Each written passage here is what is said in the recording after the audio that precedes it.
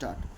তাহলে এইটা একটা ইম্পর্টেন্ট রিয়াকশান, অবশ্যই ইম্পর্টেন্ট রিয়াকশান, পরীক্ষা অবশ্যই আসবে, অন্ততপক্ষে একটা তো 2 নম্বরের আসবেই আসবে, সেটা যেদিক থেকেই হোক।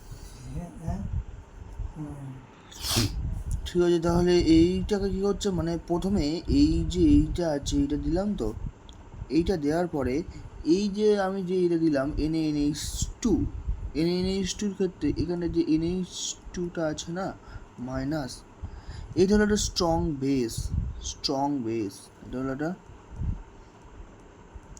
স্ট্রং বেস, এটা হলো একটা স্ট্রং বেস হলো। এবার যেটা হচ্ছে সেটা হলো এখানটায় যদি রিয়াকশানটা হয় কীরকমভাবে হবে, Na প্লাস, মানে এই Na প্লাসটার সঙ্গে চলে যাবে, আর এইচটা এই NH2টা টেক আপ করে নেবে, NH2 মাইনাস এইচটাকে টেক আপ করে নেবে, আর Na প্লাসটাকে ওখানে চলে যাবে, তাই Na plus C minus triple bond CH হলো। এবার আমি এখানটায় কিটো দেব, কিটো দিলে CH3 C ডবল বন্ড, এই যে মাইনাসটা আছে এই মাইনাসটা গিয়ে এই কার্বনিল কম্পাউন্ডের সি থেকে অ্যাটাক করবে, আর এই ওটা উঠে যাবে, একেবারে প্রোটোনেটেড হয়ে তারপরে কাজটা হবে। ঠিক আছে, প্রোটোনেটেড হয়ে কাজটা হবে মানে এই যে CH3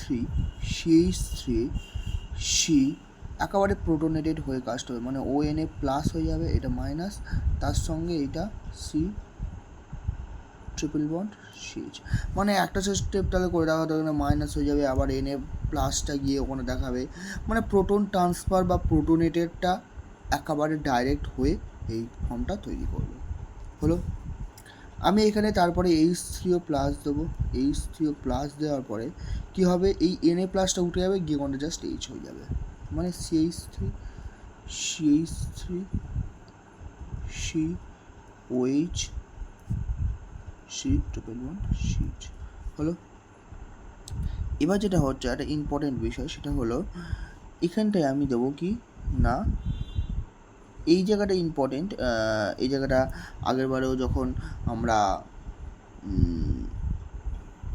এর রিয়াকশান করেছিলাম, বার্চ রিডাকশানের ক্ষেত্রে, বা আমরা যদি বলি হাইড্রক্সিলেশনের ক্ষেত্রে, হাইড্রক্সিলেশন রিয়াকশানের ক্ষেত্রে যখন আমরা রিডিউস করেছিলাম, মানে এইচ অ্যাডিশান করেছিলাম, সেক্ষেত্রে এইটা কাজে লেগেছিলো, এখানে এইচ অ্যাডিশান হবে। ঠিক আছে, তার জন্য আমি দেবো PdBaSO4, আগের বারেও বলা হয়েছিল, তার সঙ্গে H2O PdBaSO4, ঠিক আছে হলো, H2PdBaSO4 হলো। এবার যেটা হচ্ছে এখানে এইটার নাম হলো কুইনোলিন, বা এটাকে বলা হয় ল্যান্ডলার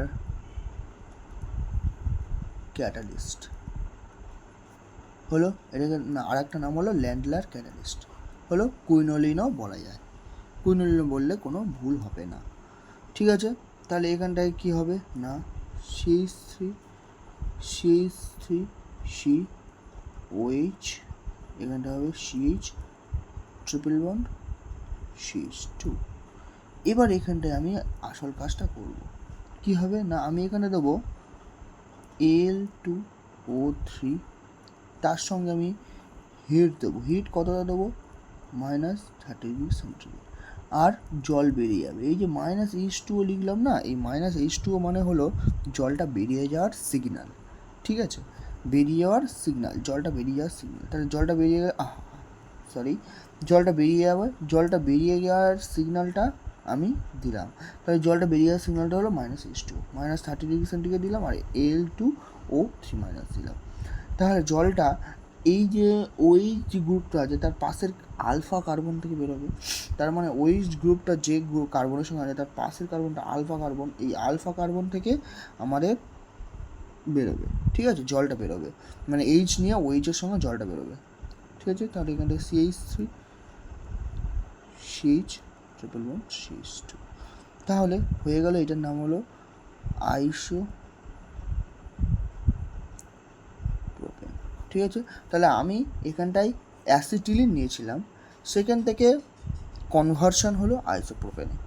এই রিয়াকশানটা খুবই ইম্পর্টেন্ট, পরীক্ষায় আসার সম্ভাবনা আছে। ওকে।